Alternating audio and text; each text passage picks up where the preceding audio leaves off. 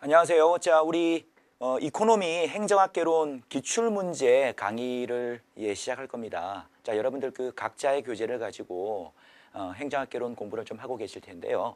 어떠한 교재를 가지고 공부하든지 간에 기본적으로 행정학은요, 그 다른 그 공무원 과목에 비해서 기출문제에 대한 반복 또는 그 응용해서 나오는 빈도가 상당히 높습니다. 평균적으로 한 90%에서 95% 정도는요, 늘 다루고 있는 주제를 내고 있어요. 물론 똑같이 낸다라기보다도 기본적인 포인트를 유지한 채로 형태라든지 아니면 물어보는 방식만 좀 조금씩 그 바꾸면서 내거든요. 그대로 내는 경우도 있습니다. 그래서 여러분들이 개론서 그 상당히 양이 방대합니다. 그래서 학문으로서의 행정을 하지 마시고 수험 과목으로서 기술적으로 수단적인 맥락에서 접근하시는 게 좋아요. 그래서 여러분이 보시면서 헷갈려 하는 것들을 그 복잡한 마음을 내려놓으시고 바로 기출문제를 한번 구경하면서요. 아, 여기서 헷갈렸던 내용들이 이런 식으로 문제가 나오니까 이 부분에 어디를 봐줘야 되겠다.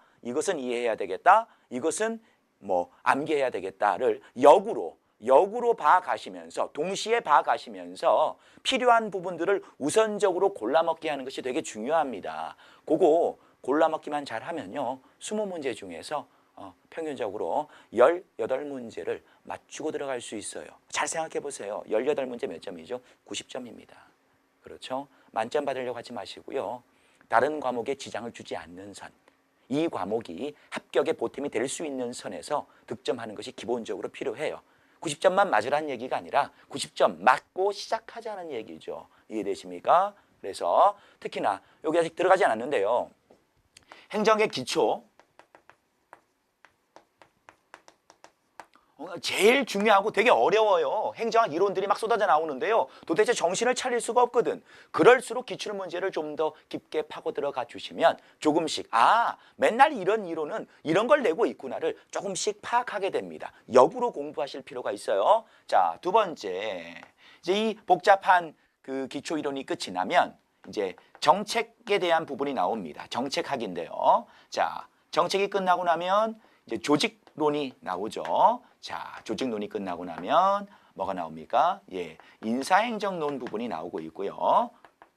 자, 그다음에 5단원에 재무행정 나와요. 뭐 예산이라든지 회계라고 하는 그런 부분들에서. 그래서 여러분이 1단원부터 이 5단원까지의 이 내용이 가장 중요하다. 요 뒤에 나와 있는 지방행정에 대한 부분, 그렇죠? 지방자치 또는 환류에 대한 부분. 환류는요, 중요하지만 내용이 쉽고 내용 자체가 많지 않다. 그래서 수월하게 넘어갈 수 있고요. 지방행정의 경우, 자치의 경우에도 문제로 나오지만 그 양 자체가 다른 단원에 비해서는 적고 나오는 부분이 정확하게 정해져 있다. 그래서 수험의 부담, 학습의 부담이 상대적으로 앞선 5단원에 비해서는 좀 떨어질 겁니다. 그래서 그런 걸 감안하셔서 학습을 좀 해주시기 바랍니다. 그리고요, 행정학에 나오는 수많은 행정 이론들은 처음에 보면 잘 몰라요. 하지만 다른 것들을 배울 때마다 관련되는 행정학 이론들이 개개의 단원들의 영향을 계속해서 미치거든요. 그러면 나머지를 학습한 후에 다시 보시면 상당히 수월하게 정돈,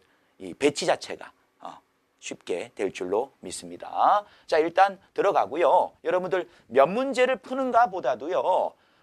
제가 주로 집중하는 어떤 문제에 대한 설명, 그 포인트를 주로 가져가시고 이거 답이 몇 번이었다. 그것은 혼자 푸셔도 될 수 있는 거잖아요. 그래서 단순히 답을 골라내는 것이 중심이 아니고 지금은 공부를 하는 것이니까 내용 자체에 좀 신경을 써주시기 바랍니다. 네, 자, 들어가도록 하죠. 네, 대표 유형 문제하고 나와 있어요. 자, 행정의 속성이라고 했습니다. 여러분, 경영과 행정이라고 했는데 우리 모든 조직을 어떠한 목표 달성을 위해서, 목표를 위해서 관리하는 일련의 행위 자체가 우리 행정이라고 합니다. 뭐 구체적으로 관리의 세부적인 내용들이 있겠죠. 뭐 협동적인 행위라든가 의사결정 행위라든가 그런 것들은 일단 처치하고요. 그래서 목표를 달성하기 위한 모든 조직의 활동들인데 그것이 행정인데 말이에요. 그러한 행정은 공행정과 그리고 사행정이 있다는 거예요. 이해되시죠? 그래서 가장 큰 틀로서는 뭐죠? 공행정 자체는요, 공익을 추구하는 거예요. 이 조직 자체, 그리고 그 목표는 공익을 추구하기 위한 행동, 추구하기 위한 행동일 것이고, 사행정이라고 하면 사익을 추구하는 행위예요. 이윤을 추구하는 행위란 얘기죠. 그렇죠? 그러면 그것을 놓고 비교를 하는 문제. 늘 이 단원에서는 제일 잘 나오는 문제죠. 공행정을 추구하는 그 행위를 우리는 특히나 뭐라고 부르죠? 공행정을 추구하는 행위를 협의의 행정이라고 하고요.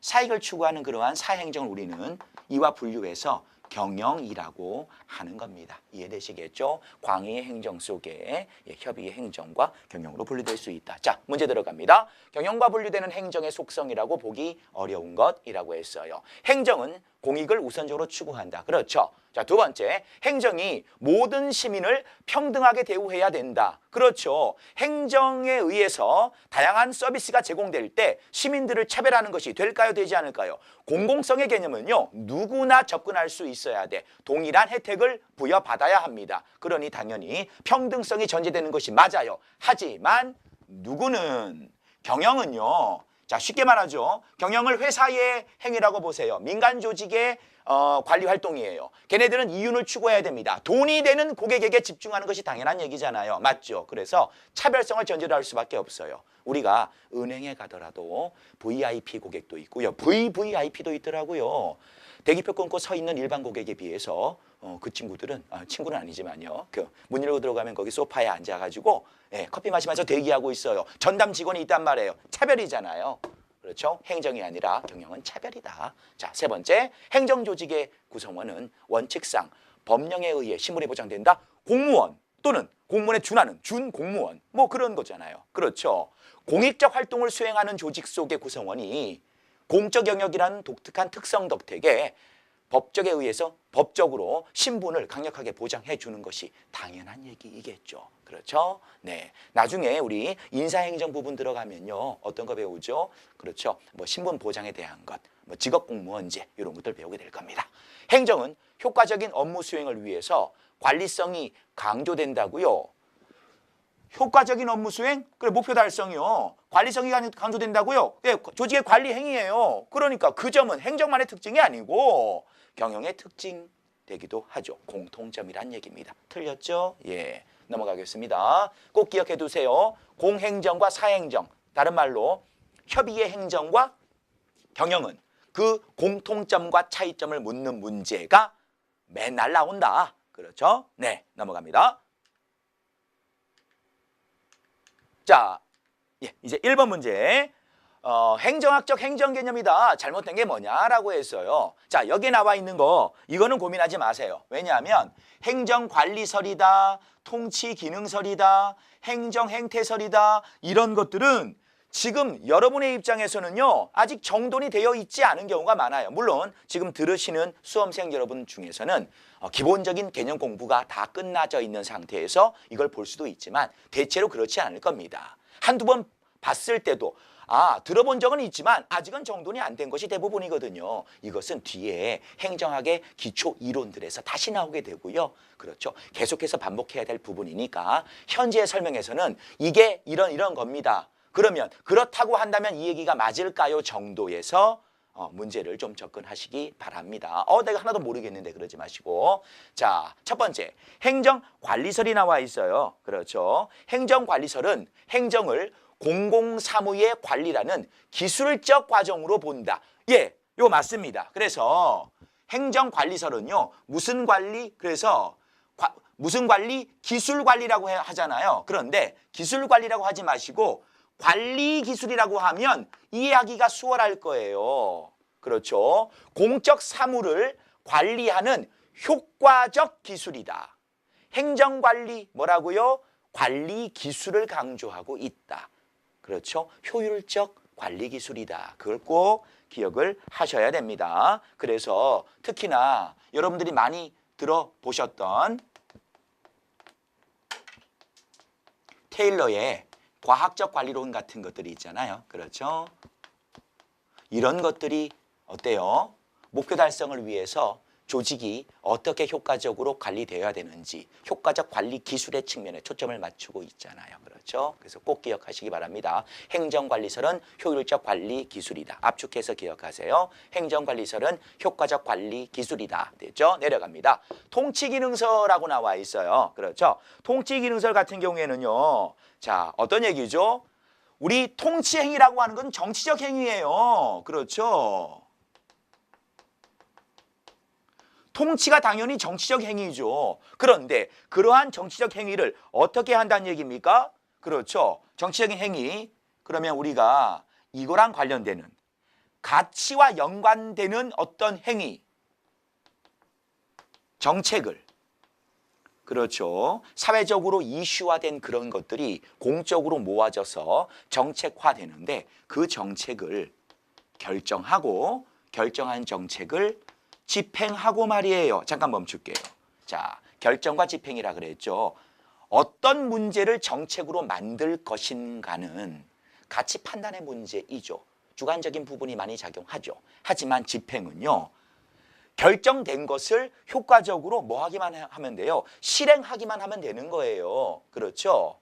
그러면 이 둘은 가치적인 측면과 사실적인 측면이 섞여 있는 거예요. 주관적인 측면과 객관적인 측면이 섞여 있는 거예요. 통치기능설은 그렇게 보고 있어요. 그렇죠? 그러면 통치기능설 자체가 정책을 결정하고 결정된 정책을 집행하는 일련의 행위를 말하는 것이고, 자, 여기에 의하면 공사행정이원론이다. 자, 내려올게요. 자, 아까 나왔던 것인데 공행정과 사행정을 같다라고 보는 일원론이 있고 다르다라고 보는 이원론이 있는 거예요. 그렇죠? 네. 그러면 통치기능설 자체에서는 뭐라고 하고 있죠? 통치기능설의 경우에는 정책결정이라고 하는 정치적인 행위와 그렇죠. 집행기술이라고 하는 행정적인 측면, 정치행정을 하나로 보기 때문에 정치행정 일원론의 입장인 것은 맞지만 공공의 목표를 달성하기 위한 공행정과 민간조직, 회사의 경영 목표를 달성하기 위한 사행정은 분리돼야 된다라고 하는 이원론적 입장을 취하고 있습니다. 왜요? 통치기능은 정책을 결정하고 집행하는 과정이에요. 정책이요. 사회적 이슈가 된 것. 민간기업이 왜 사회적인 이슈가 된 것을 정책화해가지고 공공성을 띠고 있는 활동을 결정하거나 집행할 필요가 없잖아요. 분리시키고 있어요. 이원론 맞다는 얘기입니다. 되셨죠? 자, 3번. 행정 행태설. 잠깐만 멈출게요. 자, 간단하게만요. 행태라고 하는 것은 어때요? 외면적으로 뭐 되는 거예요? 관찰이 가능한 행위예요. 객관적 관찰이 가능한 행위를 우리는 행태라고 하거든요. 그렇죠? 그래서 행정행태설은 뭐 한다? 가치와 사실로 이원화하는 것을 중시하지 않는다? 아니에요. 행정행태설의 가장 큰 포인트가 뭐냐면 철저하게 가치와 사실을 분리시키는 거예요. 관찰될 수 있는 행위가 입증이 가능해야 돼요. 외형적으로. 그래서 그거 이원화하는 것을 중시하는 겁니다. 이해되시죠? 그래서 이게 틀렸어요. 꼭 기억하세요. 행태의 개념이 뭐라고요? 외형적 관찰이 가능한 행위. 행위의 모습이에요. 그것은 사실인 것만을 추려내기 위한 겁니다. 그렇죠? 과학성을 중시할 수밖에 없어요. 주관적인 가치 판단을 배제하는 것이 포인트가 된다. 그러면 당연히 사실을 중시한다고 했기 때문에 어때요? 입증 가능한 것만 논리실증주의를 강조한다라고 했죠. 그래서 센스가 있으시다면 3번과 4번 보통 행정행태 같은 것들이 나왔을 때 웬만한 경우에 둘 중에 하나는 틀린 말인 경우가 많이 있습니다. 그래서 그걸 먼저 보시고 분류를 하실 수 있습니다. 되셨겠죠? 네, 넘어갑니다.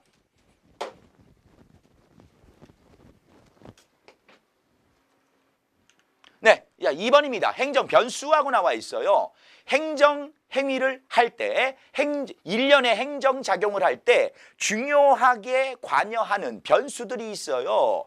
어떤 것들이 작용하느냐, 어떻게 작용하느냐 이전에 어떤 것들이 영향을 미치는가의 문제예요, 변수는. 그래서 자, 대표적인 행정 변수라고 하면 자, 첫 번째 구조, 두 번째 사람, 그렇죠? 세 번째 환경, 네 번째 태도와 가치관, 이렇게 묶어요. 그래서 조직, 인간, 환경, 가치관과 태도. 자, 편하게 말씀드려 볼게요.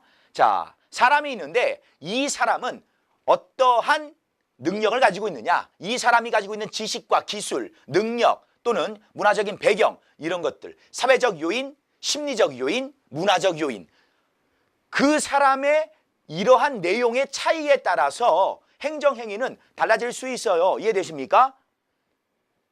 관청의 공무원, 관료가 어떠한 능력을 발휘하는가에 따라서 행정은 달라져요. 어떠한 심리적 요인을 가지는가에 따라서 행정행위는 달라져요. 그게 인간이 중요한 변수란 얘기입니다. 두 번째, 인간이 그러한 중요한 변수라 할지라도 그 인간이 몸을 담고 활동하는 조직이 어떠한 조직의 특성을 갖추고 있는가에 따라서도 행위가 달라지죠. 철저한 상명하복이라고 하면 아마도 인간의 변수의 측면이 많이 죽을 거예요. 왜요? 조직 자체의 특성이 인간의 그러한 다양한 그런 능력치들을 발휘하게끔 만드는 조직도 있고 발휘하지 못하게 하는 조직도 있어요. 상명하복이면 발휘하지 못하는 거예요. 개인의 창의성, 쇄신, 개혁 안 되는 거예요. 까라면 까 하면 까야 되거든요. 그러니까 조직은 어떤 형태의 조직인가에 따라서 중요하게 작용하죠. 수직적인 계층 구조를 가지고 있는가, 명령이나 권위가 강력한가, 권한을 나누고 있느냐, 나누고 있지 않느냐, 집권화되어 있느냐, 분권화되어 있느냐, 수직적 조직이냐, 수평적 조직이냐에 따라서 다르다는 얘기예요. 이해되십니까? 제일 중요한 거예요. 그래서 조직과 인간이, 조직 자체와 그 안에 담겨있는 사람. 됐죠? 두 번째, 그러한 조직에, 인간에게 외부에서 영향을 미치는 환경, 그렇죠? 외부 환경도 있을 수 있고 내부 환경도 있을 수가 있어요. 이해되시죠? 어떠한 환경에 직면했는가에 따라서 행정행위는 달라져야 하고요. 조직 안에서도 부서 간의 어떠한 커뮤니케이션, 어떤 관계 또는 구성원끼리 어떠한 관계 맺음, 그래서 회사가 잘 돌아가지 않는 이유들이 꼭 외부적인 환경에만 있는 것이 아니고 조직 내부에 어떤 환경이 어떠한 모습을 취하고 있는가에 따라서도 목표의 달성 정도, 그렇죠, 이런 것들이 달라질 수 있습니다. 그래서 내부, 외부적인 환경도 중요한 변수가 될 것이고, 자, 인간이 가지고 있는 무엇을 추구하는가, 능력치보다는요, 이 친구들이 가지고 있는 기본적인 가치관, 마인드, 태도, 그렇죠, 목표를 바라보는 태도, 또 다양한 가치 중에 어떤 걸 우선시할 것인가, 그런 것들이 작용한다는 얘기예요. 조직이 추구하는 가치, 구성원이 추구하는 가치에 따라서 이 모든 것들이 어우러져서 행정행위는 달라지더라. 자, 설명 끝났죠? 이걸로 충분합니다. 그럼 바로 들어갈게요. 1번 보면 별 문제가 없어요. 1번은. 자, 2번 구조. 조직의 형태라든지 그 조직에 영향을 미치는 각종 법령 체계 같은 공식적인 요인들이 작용을 할 것이다. 세 번째, 인간이 가지고 있는 가치관 어때요? 창의적이냐, 쇄신적이냐, 이런 가치관. 그렇죠? 그래서 구성원이 어떤 마인드로 어떻게 할 것인가. 우리 보통 여기 잠깐만요. 좀 길어지지만 중요한 내용이기 때문에 진행하고 있습니다. X이론적 인간과요, 또 Y이론적 인간이 있어요. 여러분 이거 알고 계시죠? 그러면 X이론적 인간관 같은 경우에 이 사람들은 어떤 마인드죠? 일을 열심히 해. 그러면 돈 더 줘. 돈 더 주면 일 열심히 할게. 상당히 소극적이죠. 경제적인 요인에만 반응한다는 얘기예요. 하지만 Y 인간은 뭐라 그랬죠? 아, 나는 내가 좋아하는 이 일에 보람을 느끼고 있어. 그렇죠. 목표 달성에 따라서 뿌듯함을 참을 수가 없어. 돈 더 안 줘도 좋습니다. 나는 보람을 느낄 수 있는 일에 매진할 테니까. 적극적인 성격을 가지고 있는 인간들이거든요. 그래서 Y 이론적 인간관에 의하면 당연히 조직의 목표 달성이 수월해지겠죠. 이런 것들이 바로 인간에게 영향을 미치는, 조직의 목표 달성에 영향을 미치는 가치관인 거예요. 되시죠? 네, 밑에 환경. 아까 말씀드렸잖아요. 외적 요인, 특히나 물론 내부의 환경도 있지만 외적 요인이 크게 작용하겠죠. 그렇죠? 네, 5번의 태도. 인간의 가치관과 관련되며 신고전적 조직 이론에서 얘기하고 있다라고 했어요. 하지만 여러분, 그 신고전적 조직 이론이라고 하면요, 가치관과 태도보다는 어떠한 인간 자체의 측면, 그렇죠, 인간이 조직 속에서 어떻게 활동할 것인가에 대해서 강조를 하고 있을 뿐, 가치관과 태도까지 건드리고 있는 것은 고전적인 이론이라기보다는 새롭게 그 뒤에 나타난 그런 이론들입니다. 뭐 발전 행정론이라든지 아니면 뭐 어때요? 신행정론 같은 경우에, 예를 들어서 요거 설명해 드리는 거 지금 바로 머릿속에 넣으세요. 발전 행정론. 앞뒤 잘라버리고 포인트만 말씀드릴게요. 발전 행정론을 어떻게 생각하면 좋으냐 하면, 자, 사례로 설명해 드릴게요.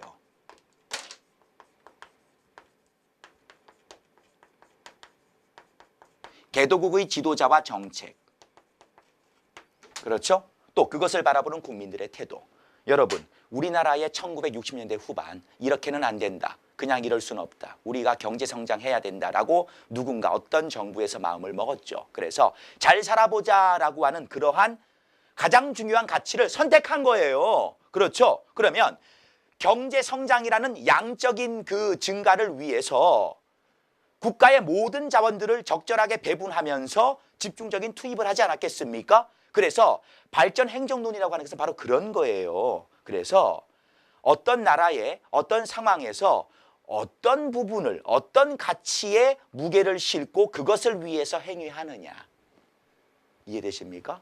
그러면 그런 것에 국민들이 동조하고 함께 쫓아가지고, 그렇죠, 협조해 주는가, 이런 것들에 의해서 좌우되는 거예요. 그러니까 발전 행정론 자체는 가치관과 태도와 가장 크게 연결돼 있어. 그렇죠? 지금 우리에게 필요한 건 가난의 탈피입니다. 가난을 극복하기 위해서 저도 여러분도 함께 매진합시다가 되는 거거든요. 되시겠죠? 가치관과 연결되는 것은 뭐라고요? 대표적인 이론이 발전 행정론이다. 어떤 사례 떠올리라고요? 개도국에 있어서 경제 성장을 했어야만 하는 그 당시의 사실을 떠올리시면 되죠. 예, 됐습니다. 넘어갈게요. 자, 다음 문제 보겠습니다.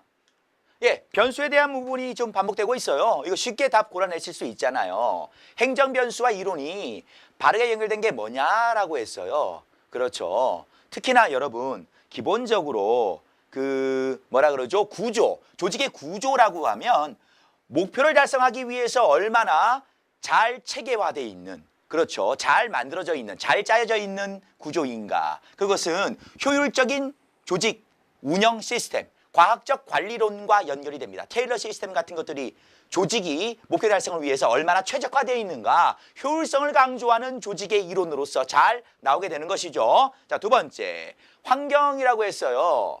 발전 행정론 아까 강조했잖아요. 개도국의 경제 성장을 위해서 지도자와 국민 모두가 강조하는 성장이라는 가치관에 올인해 주는 거예요. 그러니까 가치관과 관련되는 겁니다. 그렇죠? 내려가야 되는 것이고. 자, 그 다음 과학적 관리론, 환경이 아니라 구조와 관련이 강한, 예, 그런 부분이라고 말씀드렸죠. 자, 그 다음 네, 인간관계론, 가치관. 인간관계론 말 그대로 인간의 변수에 초점을 맞추고 있잖아요. 인간들의 상호간의 관계, 조직 속에서 구성원끼리의 관계. 그렇죠? 네.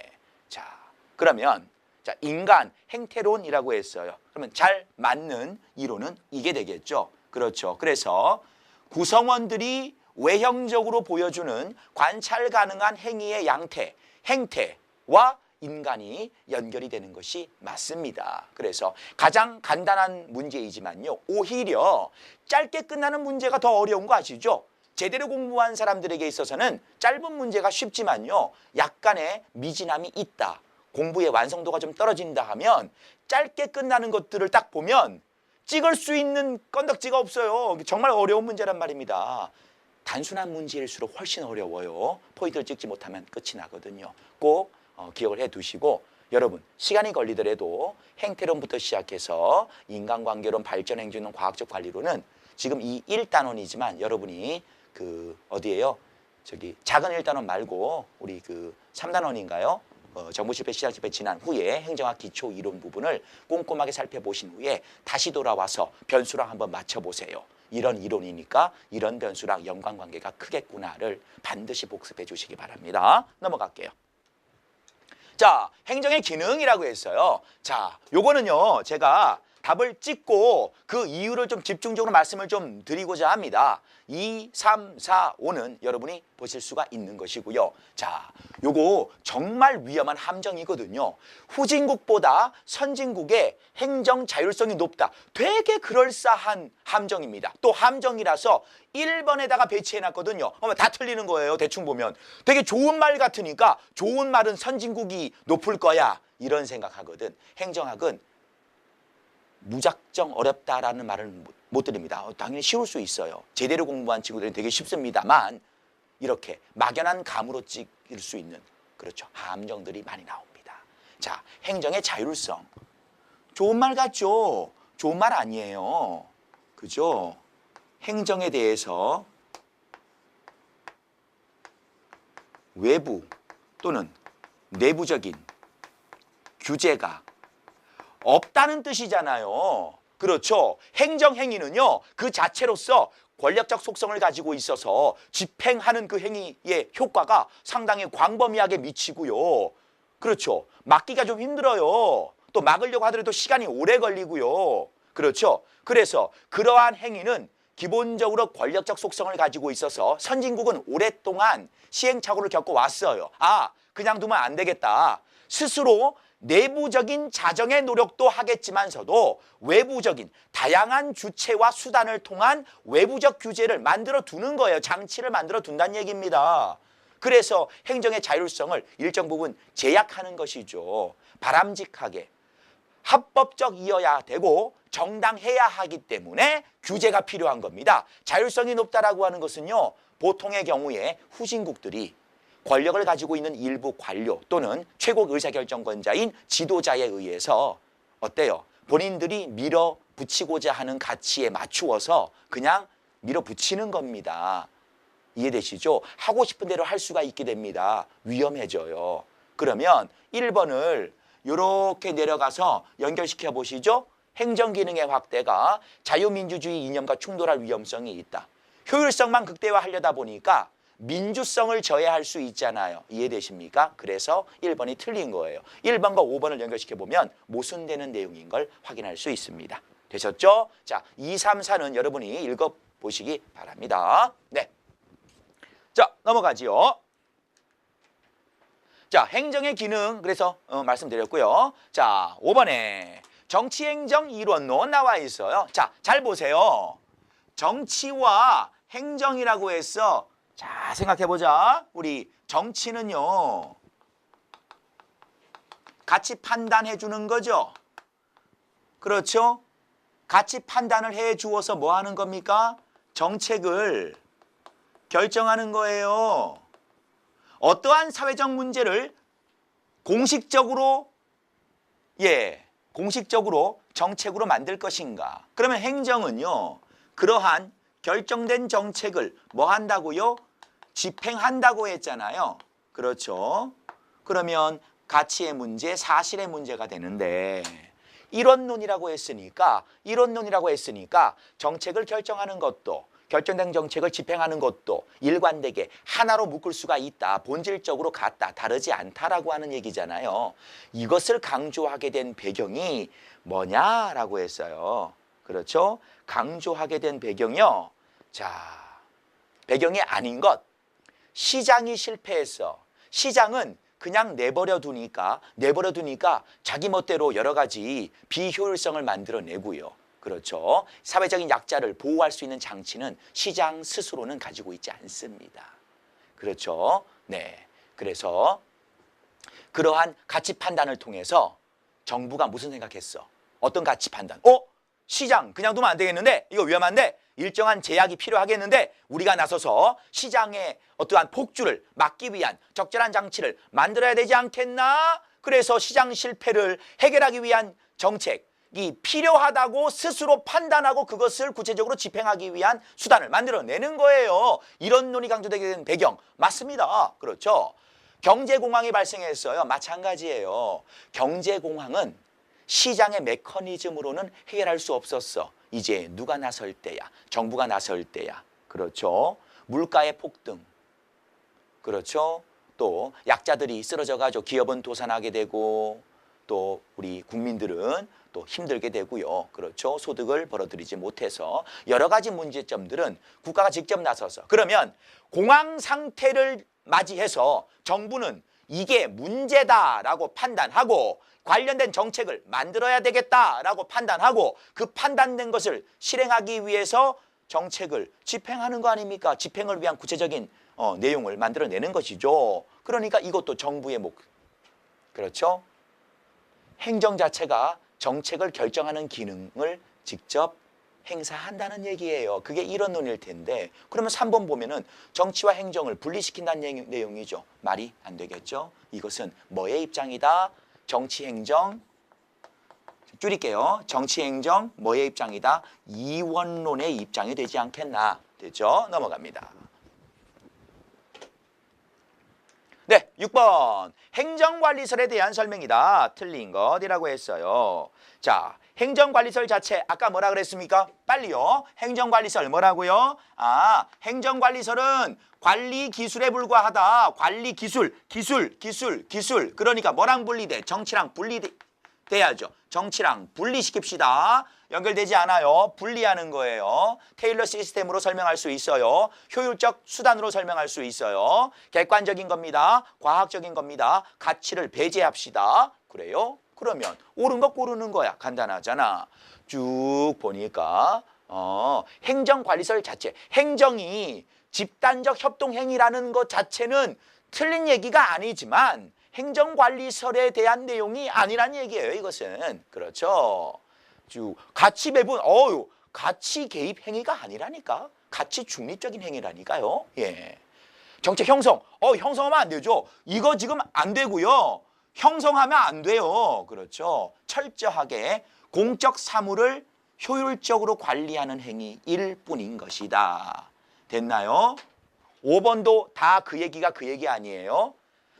바람직한 사회의 변화를 유도한다고요. 가치가 개입됐잖아요. 어떤 것이 바람직한 것인가? 가치가 개입됐잖아요. 그것을 끼워 넣으면 안 된다니까요. 왜? 행정이 가치 개입적 행위인데. 그래서 2번도 3번도 5번도 완전히 틀렸어요. 이해되시죠? 예, 그래서 조심하셔야 됩니다. 자, 넘어가도록 하죠.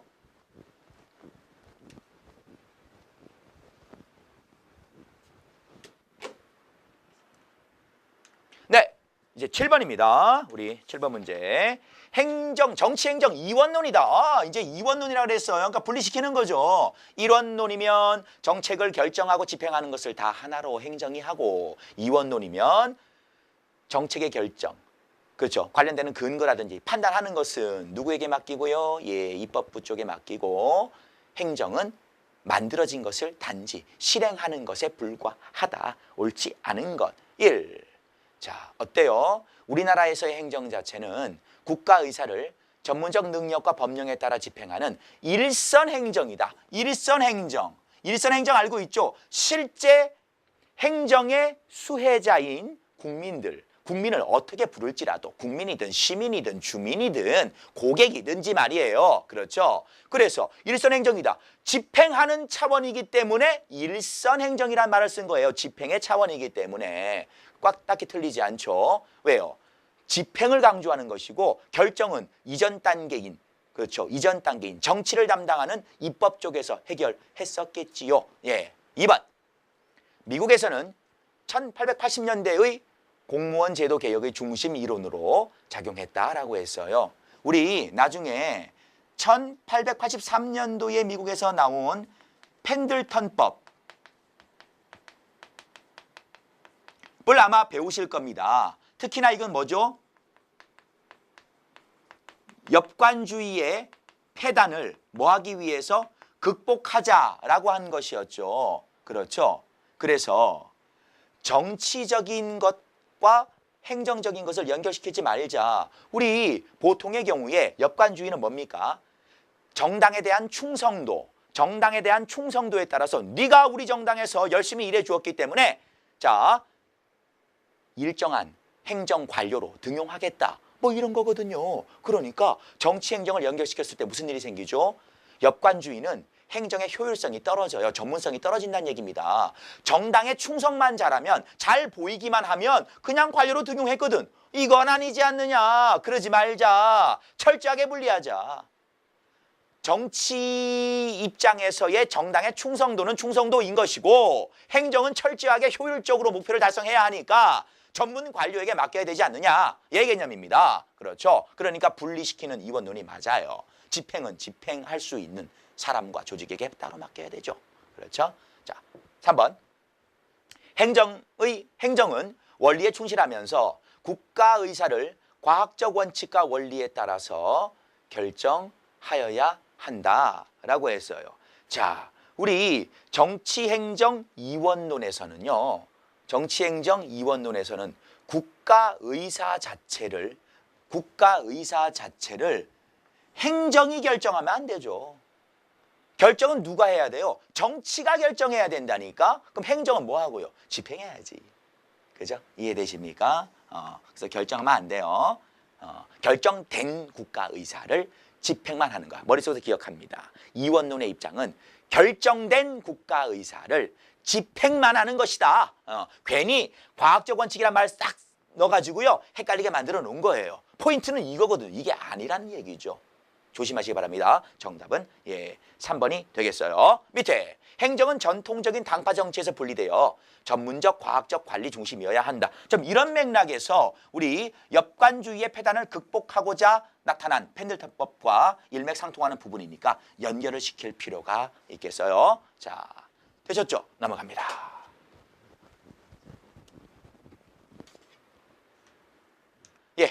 행정에 대한 개념으로 올바르지 않은 것이라고 했습니다. 넓은 의미의 행정은요. 목표 달성을 위해서 행해지는 협동적 인간의 노력이다. 그리고 목표 달성이라는 점, 협동적 인간의 행위라는 점 이런 데서는 어떤 목적이고 그렇죠. 어떤 조직인지를 신경 쓰지 않습니다. 그래서 그것이 정부 조직이 됐든 민간 기업이 됐든지 간에 어쨌든 보편적으로 나타나는 그러한 의미가 바로 광의의 행정의 의미가 됩니다. 광의의 행정에서는요. 공사행정을 구분할 필요가 없는 것이에요. 광의에서는. 자, 2번 최근 행정 개념에서는요. 공공성 있는 문제 해결을 위해서는 정부뿐만 아니고 그러한 공공성 있는 문제와 연관된 모든 주체들이 다양하게 참여를 하기 위한 주체들 간의 네트워크, 연결망을 구축하는 것을 상당히 중요하게 보고 있습니다. 우리는 그러한 조직 간의 연결망을 거버넌스라고 하는 개념으로 부르고 있죠. 그렇죠? 자, 우리 행정학 좀 더 진행하다 보면요. 거버넌스 이론 또는 뭐 신거버넌스 이론에 대한 부분들이 계속해서 좀 나오고 있을 겁니다. 머릿속에서는 자, 뭐다? 공공 문제는 정부만 관련 당사자가 아니라 세상을 살아가는 모든 조직과 개인이 관련 당사자이므로 적극적인 참여를 통한 상호 간의 연결망을 활용해야 된다. 그렇죠? 자, 3번. 협의의 행정은요. 행정부 조직이 행하는 공공의 목적 달성을 위한 제반 노력을 의미한다. 맞아요. 협의회에서는 어떤 조직? 민간 조직이 아니에요. 정부 조직이죠. 그리고 어떤 목적? 공익 목적을 달성하기 위해서 누가 노력해요? 공공조직의, 정부 조직의 구성원, 공무원의 활동인 것이겠죠. 자, 4번. 행정이 정치 과정과 분리된 정부의 활동으로 공공 서비스의 생산이나 공급, 분배에 관련된 모든 활동이다. 여기서 좀 이렇게 얘기를 하면요. 이것은 문제가 돼요. 아무리 협의의 행정이라 할지라도 정책을 누가 결정하는 것. 이런 논에서는 어때요? 행정부가 정책의 결정에 관여하고 결정된 것을 집행까지 하죠. 이원론에서는 입법 쪽에서 관련되는 정책을 법적 근거를 통해서 마련해 주면 그것을 집행하는 것이 행정부입니다. 하지만 일원론이든 이원론이든 행정은 정치와 관련이 없다는 말은 틀린 거죠. 분리되어 있다, 일원화되어 있다는 말은 맞지만 관련성이 없다는 말은 되지 않아요. 이해되십니까? 그래서 아예 틀린 거예요. 이것은 이원론, 이원론의 개념하고는 좀 다른 차원인 것입니다. 그렇죠? 자, 5번. 행정과 경영은 비교적 유사한 활동이다. 하지만 목적이 다르다. 그렇죠? 공익을 추구하는 행정과 사익을 추구하는 경영. 자, 넘어가시죠. 네, 우리 이제 9번 문제입니다. 네, 재화와 서비스에 대한 설명이다. 옳지 않은 것이라고 했습니다. 우리 이거 잠깐만 보고 갈게요. 자, 여기 보시죠.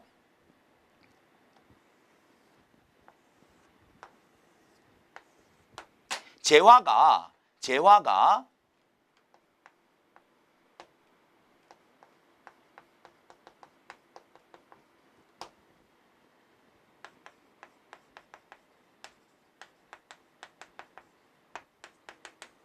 가지고 있는 성질에 따라서 분류를 해보면요.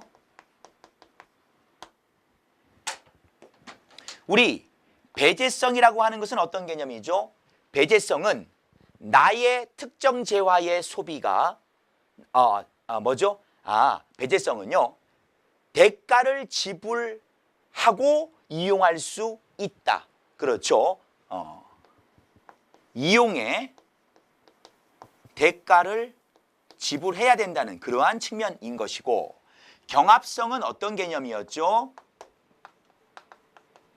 나의 소비가 타인의 소비를 약화시킨다, 감소시킨다는 개념이잖아요. 내가 더 쓴 만큼 타인은 쓰지 못하는 거 아닙니까? 그렇죠? 네, 타인의 소비의 효용성을 떨어뜨리거나 아예 소비하지 못하게 할 수가 있어요. 그럼 경쟁하는 것이죠. 자, 그러면 배제성이 있는가 없는가에 따라서, 경합성이 있는가 없는가에 따라서 우리 재화의 종류가 분류되고 있죠. 여러분들 정리하고 있죠. 이것들을 뒤죽박죽 섞어놔도요. 그 개념 여하에 따라서 위치를 외우지 마시고 성격을 외우세요. 자, 우리 뭐부터 해볼까요? 시장에 존재하는 재화. 뭐가 있죠? 비용을 지불하지 않으면 쓸 수 없어요. 내가 쓰면 당신은 못 씁니다. 라고 하는 것. 전형적인 배제성과 경합성 모두를 가지고 있는 것. 이것이 바로 시장재가 되죠. 맞죠? 네.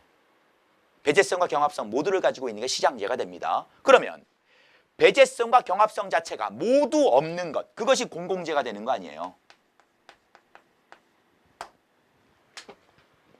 맞죠? 예, 그것이 공공재가 됩니다. 그래서 공공재는 결국 어떤 개념이 되죠? 비용을 지불하지 않아도 쓸 수가 있어요. 무임승차의 문제가 발생하는 것이죠.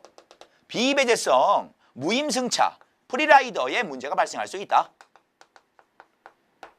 그렇죠? 그러면 경합성, 내가 쓰는 것이 타인의 소비의 효용을 떨어뜨리지 않는다. 타인의 소비의 그 감소를 불러오지 않는다라고 하는 측면인 것이죠. 그렇죠? 네. 자, 그러면 배제성은 있으나 경합성이 없는 이런 재화도 있지 않겠습니까? 대가를 지불해야지만 이용할 수 있어요. 하지만 나의 소비로 타인의 소비의 감소를 불러오지 않는 이런 재화를 우리는 뭐라 부르죠? 요금제라고 불러요. 그렇죠? 네. 자, 그리고 무임승차를 할 수는 있으나 나의 소비가 타인의 소비를 감소하지 않게 하는 것, 감소하지 않는 것.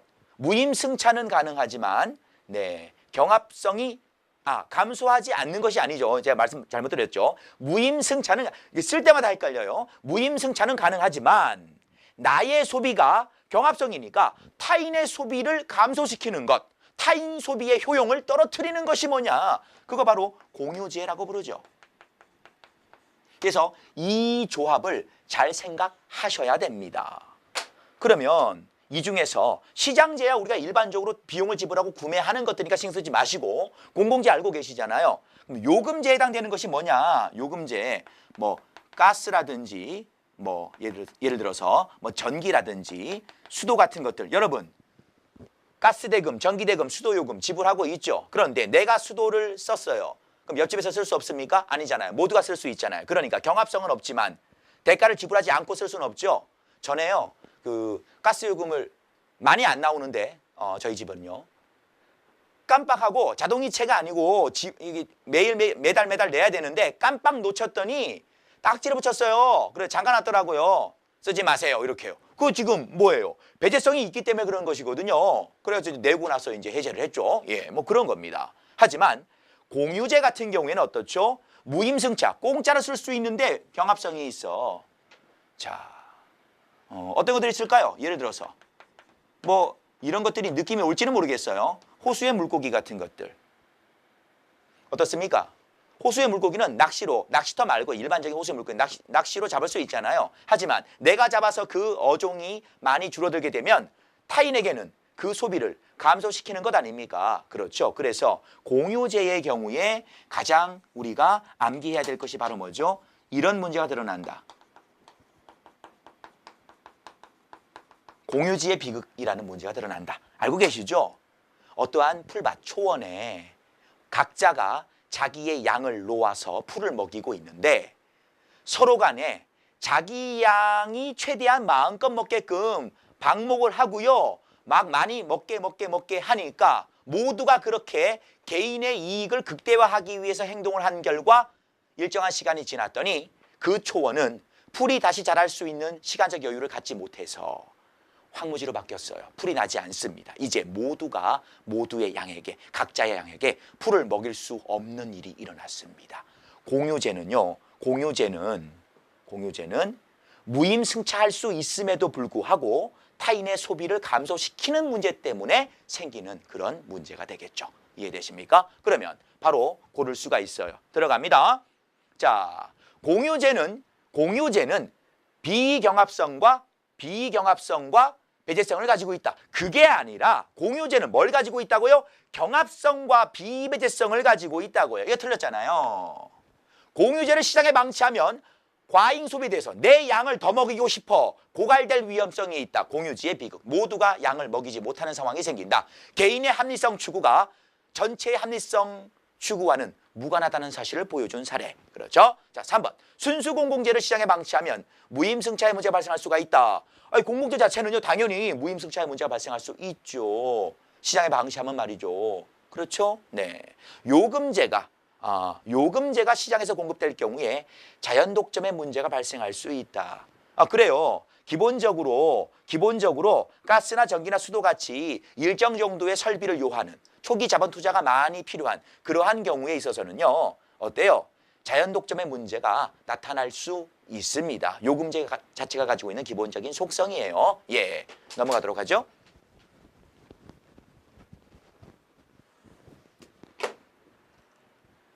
자, 다음 중 행정의 공공재적 특성과 관련이 없는 것 쉽게 고를 수 있잖아요. 그렇죠. 자, 무임승차 발생하고요. 비배제, 비경합성이죠. 내생적 선호는 쉽게 말하면 뭐죠? 공공재 자체에 있어서는 소비하는 입장에서 자율적인 선택이 되지 않는다는 얘기예요. 소비자가 나 이거 마음에 드는데? 아니면 이거 마음에 좀 안 드는데? 이거 마음에 안 드니까요. 바꿔주세요.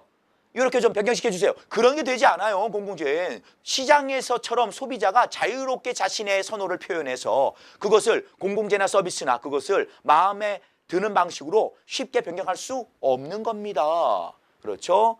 축적성과 유형성이라고 했는데 유형성은 특별히 말할 부분이 없고요. 축적되느냐 과연.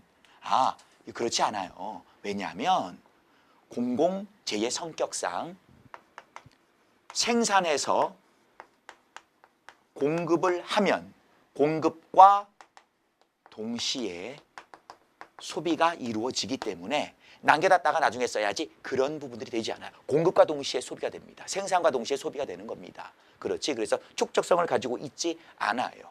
그렇지? 그래서 기본적으로 우리 지금 10번에서는 4번 부분이 틀렸다. 5번. 시장과는 다르게 경쟁성을 가지고 있지 못하죠. 그리고 나눌 수 없어요. 어떤 얘기인지 아시겠죠? 이것은요. 지금 공공재라고 말했지만 더 크게 말해보세요. 행정 자체가 가지고 있는 속성이 어차피 계량화도 쉽지 않은 일이고 모든 그 국민들에게 평등하게 배분되어야 되고 그렇죠. 그러니까 차별적 처리가 생각보다 쉽지 않은 그런 행정의 속성상 분할성을 가지고 있지 못합니다. 그래서 그런 부분들을 생각하시면 되겠습니다. 되셨죠? 예, 넘어가지요.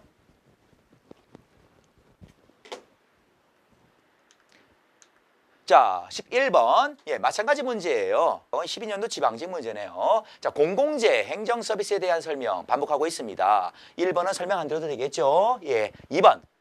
시장에 맡겼을 때 생길 수 있는 문제가 있어요. 기업에게는 공공재는 아무런 매력이 없죠. 왜? 돈이 되지 않거든요. 공짜로 쓸 수도 있다. 아, 그럼 누가 그거 공급하고자 하겠습니까? 그러니까 정부가 개입할 수밖에 없어요. 공공재는 필요는 하지만 시장에서는 별로 원하지 않아. 그러면 정부가 공급해줘야죠. 그렇죠? 자, 3번. 문화행사와 같이 사회 구성원들에게 일정 수준까지 공급되는 것이 바람직하다. 이건 이제 여러 가지 다원적인 사회 속에서는요, 이익의 측면이라기보다도 어떠한 가치가 필요한가. 우리 합법, 불법의 개념이 아니에요. 바람직한 방향성을 말하는 겁니다. 사회의 바람직한 방향성을 위해서 문화행사 같은 것들은 꼭 필요하죠. 그렇죠? 그러면 이런 것들을 우리는 가치제라고 부르게 되는데 기본적으로 이러한 가치제들은 어디 들어갑니까? 그렇죠. 민간제, 사적제, 시장제에 들어가는 거예요. 이 시장제라고요. 그러면 시장제이기 때문에 뭐가 있어요? 배제성이 있죠? 뭐가 있습니까? 경합성이 있죠? 예. 이러한 가치제에 들어가는 것들로서 여러분이 꼭 기억해 주셔야 될 부분들이 어떤 것들이 있죠? 뭐 아주 중요한 교육이라든지 의료라든지 문화라든지 그렇죠. 어떤 뭐 주택이랄지 이렇게 사회의 다양한 파트에서 꼭 필요한 부분들, 뭐 교통 뭐 이런 것들 포함될 수 있겠죠. 그래서 공공재가 아니다. 이것은 그렇죠. 가치제에 들어가는 것이다. 네. 자, 공동체를 유지하기 위한 국방은 당연히 그렇죠. 정부가 공급하는 것이 맞겠죠. 일반적인 원칙으로서 아직은 그 원칙이 깨지지 않았습니다. 자, 넘어갑니다. 우리 12번.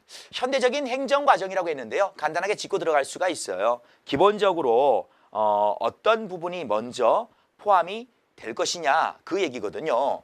자, 목표가 일단 설정이 돼야죠. 목표가 먼저 설정돼야 됩니다. 목표가 설정이 되면 그에 맞추어서 그 목표를 보다 구체화하기 위해서 목표에 관련된 정책을 결정해 줄 것이고요.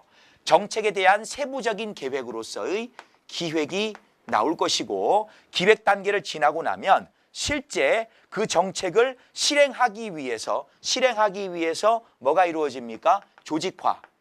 정책을 실현할 수 있는 조직, 구성원 또는 관리 기술 이런 것들을 만들어내는 단계예요. 그리고 나서 조직은 만들어졌지만 그 속의 구성원들에게 목표를 달성할 수 있는 행위의 유인을 제공하는 것.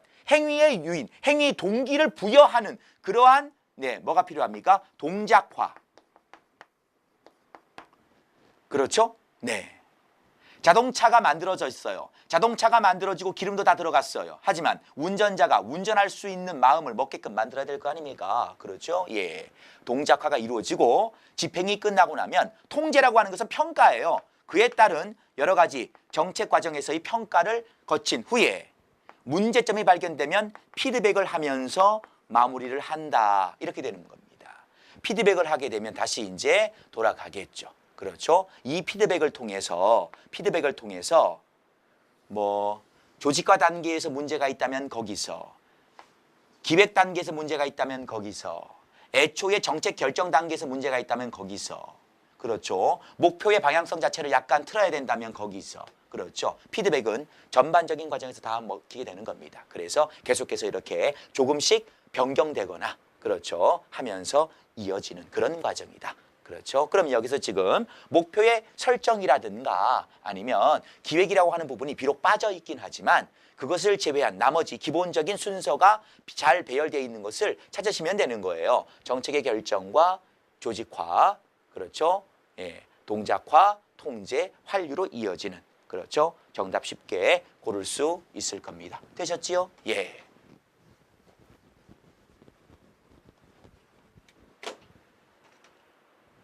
자, 우리 13번 문제는 계속해서 우리 어떻게 됩니까?